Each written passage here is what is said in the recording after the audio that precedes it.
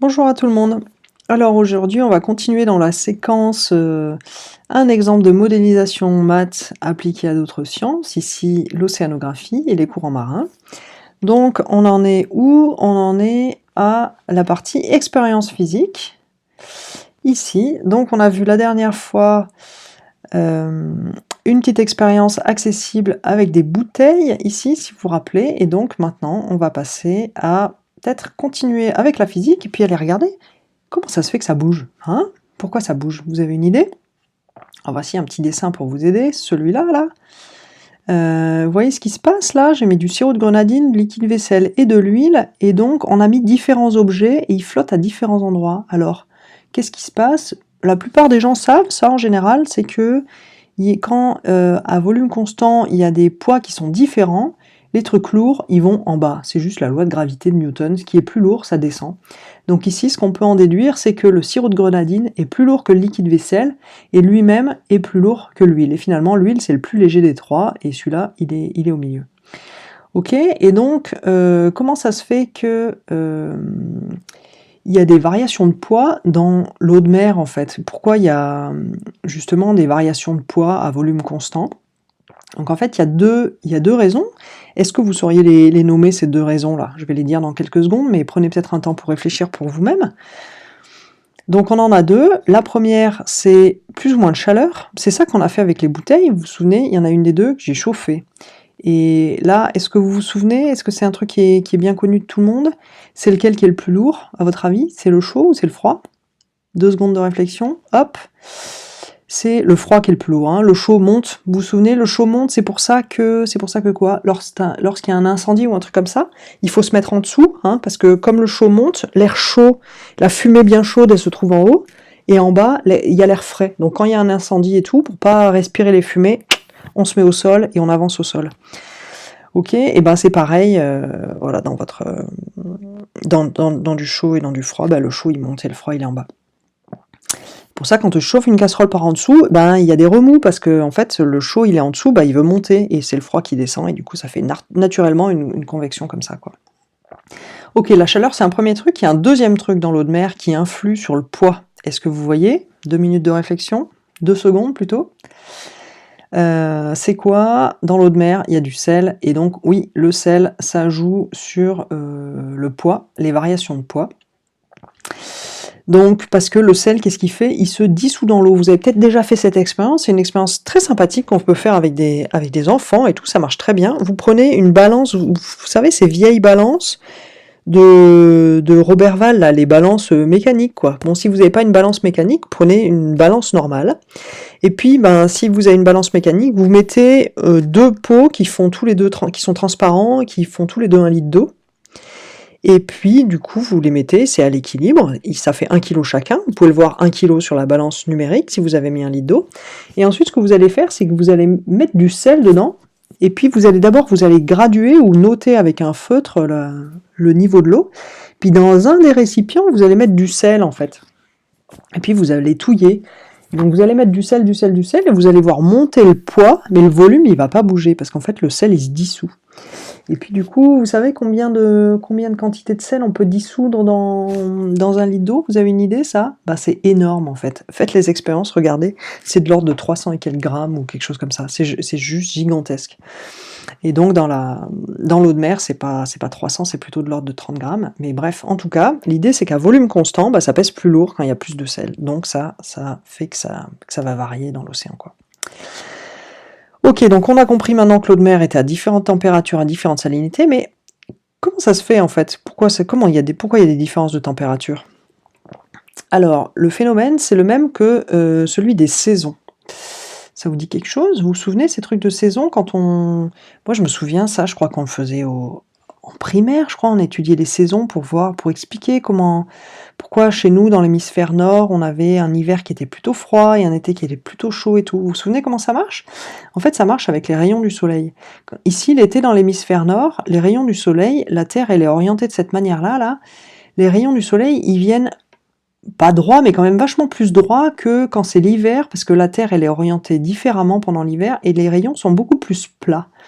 Ben, les rayons droits et les rayons plats, ça fait pas le même effet en termes de quantité de chaleur reçue. Alors, est-ce que vous voyez ce qui se passe? Ça, c'est les rayons qui sont droits en été, et ça, c'est les rayons qui sont plats en hiver. Alors, qu'est-ce que ça veut dire? Ici, quand c'est droit, et ici, quand c'est plat, ici, ça veut dire que c'est 1 mètre carré qui part du soleil, et ça arrive chez nous 1, le truc qui, au départ, prend 1 mètre carré, quand ça arrive chez nous, ça prend 1,1 l'été. Et ici, quand ça rentre au démarrage dans l'atmosphère à 1 mètre carré, l'hiver, comme c'est plat, ça va étaler 3 mètres carrés. Vous êtes d'accord? Vous avez déjà fait, vous prenez un cylindre comme ça, là. On peut prendre un cylindre, vous prenez un stylo, ou je sais pas, moi je vais prendre ma tasse de café. Oui, je prends ma tasse de café, là, c'est un cylindre. Si vous le coupez droit, bah, vous avez le diamètre, mais si vous le coupez tordu, de biais, là, vous aurez une surface qui est beaucoup plus grande au final, hein, vous êtes d'accord? Donc du coup, c'est quoi qui se passe? C'est que là, il y a une quantité de chaleur ici qu'on rentre, et ici, on l'étale sur une petite surface. Et là, la même quantité de chaleur, là, on l'étale sur une surface plus grande. De sorte qu'au mètre carré, qu'est-ce qui se passe? Ben, ici, on en a 3 fois moins que là. Parce que là, c'est plus étalé, si vous voulez, là, c'est plus concentré. Du coup, ça fait qu'on reçoit, par unité de surface, on reçoit 3 fois moins de chaleur en hiver qu'en été. Et ben c'est la même chose du coup dans l'océan. Il y a des zones où on reçoit beaucoup de chaleur. Hein, quand on revient dans l'océan, le soleil ici près des pôles, il est plutôt rasant et près de l'équateur, il est plutôt droit. Donc il y a des zones de l'océan qui reçoivent plus ou moins de chaleur. Ok, alors maintenant, pourquoi la salinité varie dans l'océan? Alors ça, c'est un truc un peu plus délicat. Le premier indice que je vous donne, c'est que des zones où il y a beaucoup de sel, ça va être ces zones-là, pareil. C'est un premier exemple, hein. Il y en a d'autres, hein, mais je vous donne juste cet exemple-là. Ça vous permet de réfléchir et de comprendre un peu ce qui se passe? Alors, un deuxième indice, voilà, pour vous aider, c'est dans des zones comme ça qu'il va y avoir des choses qui sont plus salées. Est-ce que vous comprenez ce qui se passe? Je vous laisse réfléchir encore un peu. On peut faire pause pour réfléchir. Alors, pour celles et ceux qui n'ont pas trouvé ou ceux qui ne sont pas tout à fait sûrs, en fait, qu'est-ce qui se passe? C'est que quand il y a formation de glace de mer, il fait froid, vous êtes d'accord, c'est l'hiver, il caille un peu et tout, et le glaçon va se former. Donc, qu'est-ce que vous savez sur la glace? Peut-être vous ne savez pas ça, mais en fait, la glace, c'est pas salé, en fait, ça peut pas être salé. La glace, c'est de l'eau douce uniquement, en fait. Le sel, enfin, en tout cas, à nos températures, le sel ne gèle pas, en fait.